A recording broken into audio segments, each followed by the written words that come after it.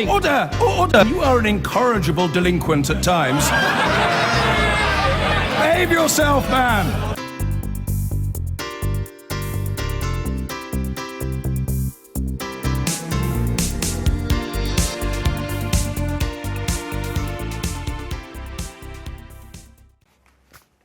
Now, the row about disability benefits made the 48 hours after the last budget something of a political low point for this government. A fight, a resignation, plenty of name-calling and a faintly unwilling policy U-turn. It threatened to overshadow just about everything else in the budget, but there were plenty of other announcements that day that are only now about to be tested. One, of course, is the high-speed move to turn local authority schools into academies. Labour holds its first debate on that tomorrow. And as Chris Cook's been finding out, it's leaving many education experts deeply worried. Chris, just tell us what you found. So, talking to people over the last few weeks since the budget, one thing's become quite clear that when you meet people who you would think were sort of beneficiaries of this policy, the big academy chains, reforming school leaders, and sort of people who I would sort of characterise as natural allies of the Education Secretary, what you see is there's enormous nervousness about where exactly these reforms are going to go. If you think through, there are 850 or so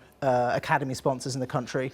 The government has done proper research into the effectiveness of roughly 20 of them, and of those we know that there are about 3 that are more effective than the average school. And what we're hearing from academy chains on the ground is they're enormously concerned that there isn't the capacity in the school system to take on a large number of extra schools from the local authorities without real problems for standards. OK, well, let's talk now to our guest. John Mannix is the Chief Executive of Plymouth Cast, a Catholic multi-academy trust of 35 schools across the West Country, and Sir David Carter, the National Schools Commissioner and former head of a group of schools around the South West. There is concern, Sir David Carter, that this is all happening too fast, isn't there? Well, I think we have to realise this is not something that has been coming out of thin air. This has been something that has been working towards really since the last 10 years. In fact, it started, of course, in the last Labour government and accelerated throughout the coalition government. And we do have a lot of knowledge in the system about this is working, particularly around the power of multi-academy trusts. Chris mentioned in his piece there about the government has investigated 20. Well, Ofsted may have inspected those, but regional schools commissioners and myself as national schools commissioners have a lot of knowledge about what's working. And whilst I don't underestimate the challenge of what we're doing, the prize of getting it right is tantalising. And I'm very confident that in spite of that challenge, we can deliver a full academised system that will give us a really one dynamic form of education for this country, which will improve the life chances of the children in our schools. John Mannix, are you reassured? Well, I think really I'm coming at the question from a slightly different angle. I'm not in a position to judge the capacity of government to bring this about.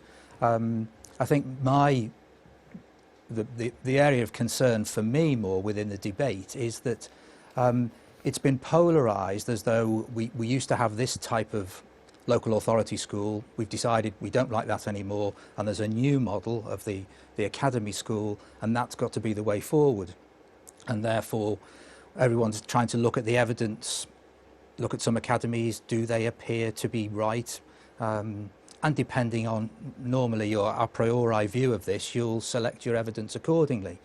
The reason that I am a supporter of the academisation programme is that I don't really see academisation as a single model in opposition to a previous model.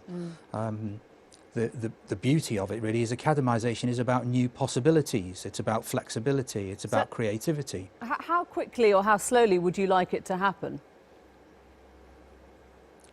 Well, again, to say one of the things that's quite exciting about the programme is that actually it is being refined and developed and scrutinised and tweaked.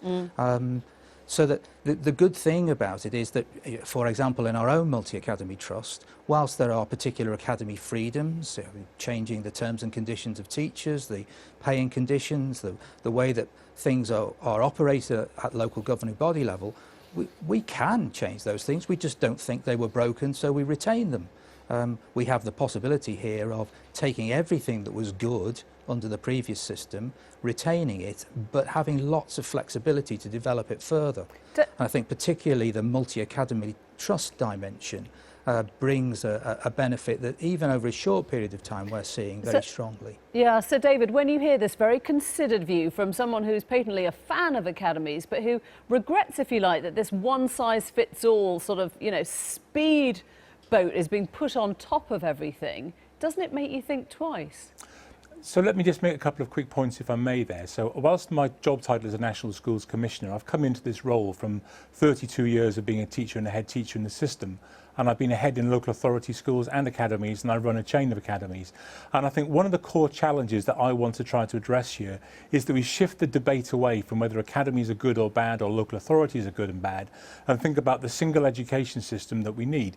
Now, John has rightly there talked about the power of the multi-academy trust, and whilst I do believe there is room in the system for standalone academies to support other schools, the power of multi-academy trust from the perspective of what it does for parents, for children and staff is very powerful, and this is how I think we'll sustain it. And if you just give me a second, I'd just like to talk very briefly about those three constituents. Just very briefly, because I want to bring Chris in again. Of course I will. And parents, first of all, I think have a right to expect that the people who educate their children understand the context in which they're working.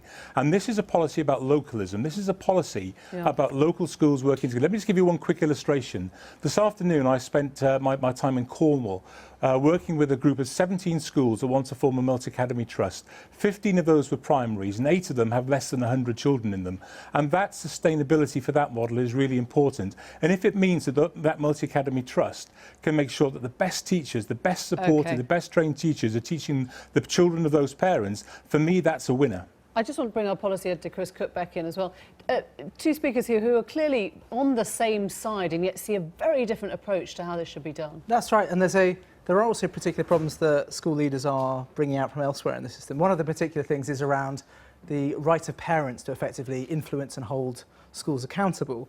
We're moving to a world where effectively the 20,000 state schools in England are going to have who gets a new roof or a new sports hall decided in Whitehall, who runs your local school is going to be decided by one of 8 regional commissioners and a sort of little panel of head teachers.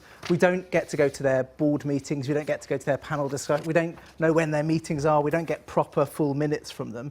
It's an enormously opaque system. Right. Chris Cook, thank you very much. Could I just say there, I mean, I find I'm so sorry, we've run out of time, but thank you both very much indeed. We do appreciate your time.